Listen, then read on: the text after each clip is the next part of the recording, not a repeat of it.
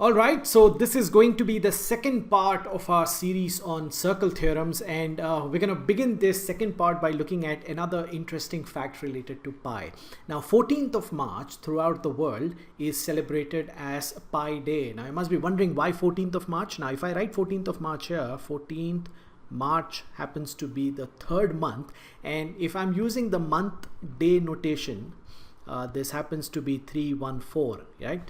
So pi is nearly taken as an approximate value 3.14. So that's the reason why 14th of March is celebrated as Pi Day. One interesting fact with respect to that is that Albert Einstein was born on 14th of March and Stephen Hawking died on 14th of March. So two of the most celebrated scientists of all time, have some sort of relationship with pi going on here. All right, so I found that interesting, wanted to share that with you. Let's begin.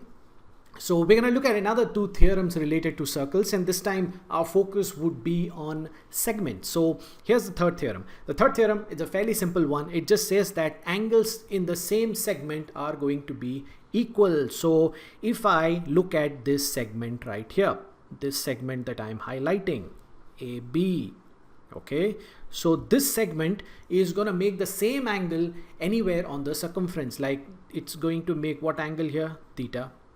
Here, like if I take another one here, it's going to be making the same angle theta. This segment, if I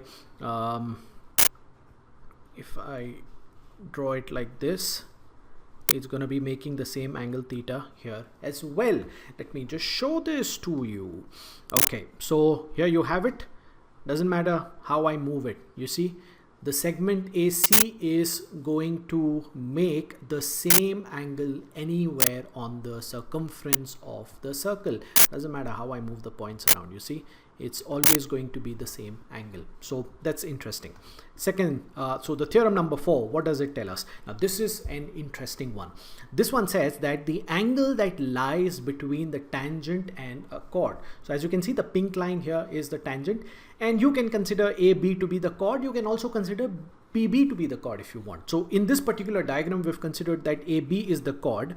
So the angle between the tangent and the chord, what is the angle between tangent and the chord here? This angle theta, right, is equal to the angle subtended by the same chord in the alternate segment. Alternate segment means you call this as a minor segment, and this segment is the major segment, right? So that's a reason why the usage of the word alternate. Okay, so as you can see here, this AB is subtending the same angle, and if you look at it from the perspective of PB, this angle made by the chord PB with the tangent is going to be equal to this angle, because this segment PB subtends an angle of is going to subtend the same angle alpha at the point A.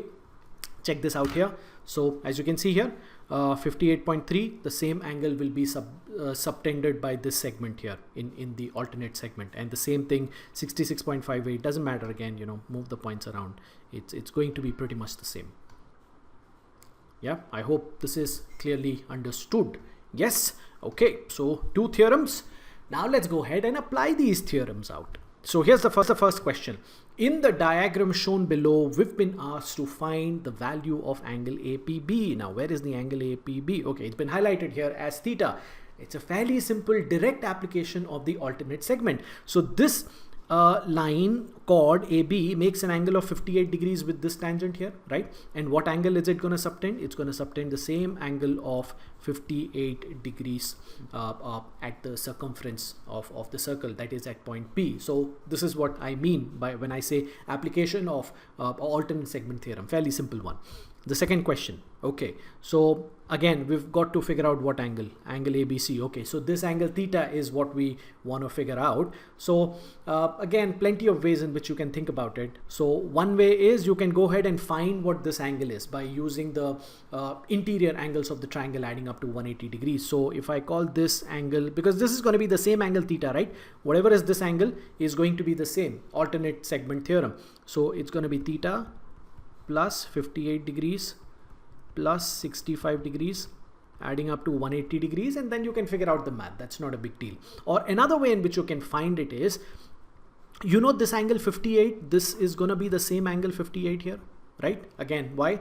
Because PB is the chord, it makes an angle of 58 degrees because it's the same angle subtended by this chord at any point on the circle, so 58, right? And then you can use the same property here as well, like 58 degrees plus, because all these angles lie on the same straight line, so they have to add up to 180 degrees. So this is how you'll be applying it out. Okay, now let's check out another problem.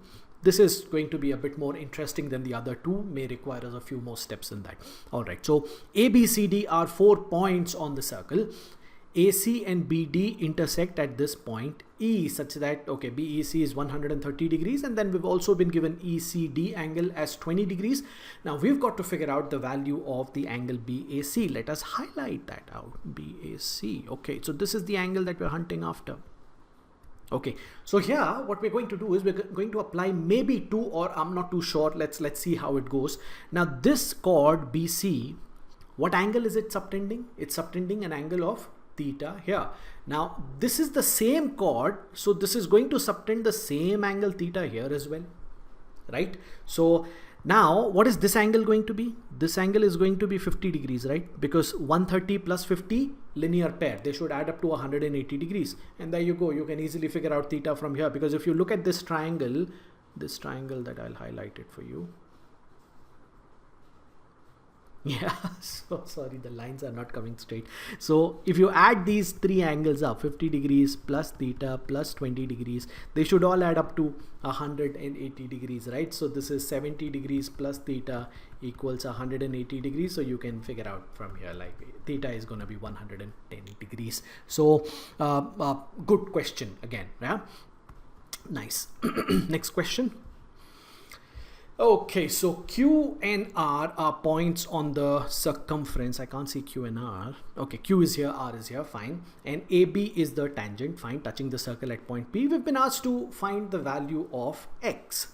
Okay, now either you can use the alternate segment theorem, or you can use some other theorems that we've covered in part 1. Now the angle between what do I call it, radius and tangent is 90 degrees, right? So this angle right here, this angle should be 90 degrees, right? And a part of 90 degrees 2x plus 5 is here, which means this angle is the remaining part, right? And how do you figure that out? From 90 you subtract this, so this angle will be what? 90 degrees minus 2x plus 5. And since if I call this A, OP and OR are radius, this angle would be the same, right? Like this angle right here would be the same, 90 degrees minus 2x plus 5, because it's forming an isosceles triangle. Look, OPR is an isosceles triangle with OP being R and OR being again the same R, radius. So all these 3 angles added up should be equal to 180 degrees. So what do you get? 5x minus 2 plus these 2 angles. So I can simply write 2 times 90 degrees minus 2x plus 5. This should add up to 180 degrees. Simplify this now. So this is 5x minus 2 plus 180 degrees minus, what is 2 times negative 2x plus 5 inside the brackets going to be minus 4x minus 10 equals 180 degrees. 180 cancel, and you get 4x minus 5x is x, minus 2 minus 10 is minus 12 equals 0, and there you go. The value of X here is going to be 12. Simple, right?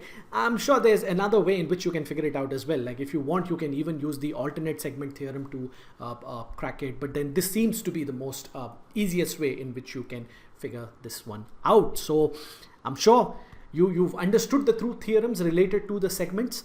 So all the 4 questions also, I'm sure, were pretty simple. Now after this there's going to be the last part, the third part, and then we're going to wrap up the complete circle theorems there. Till then, take care of yourself.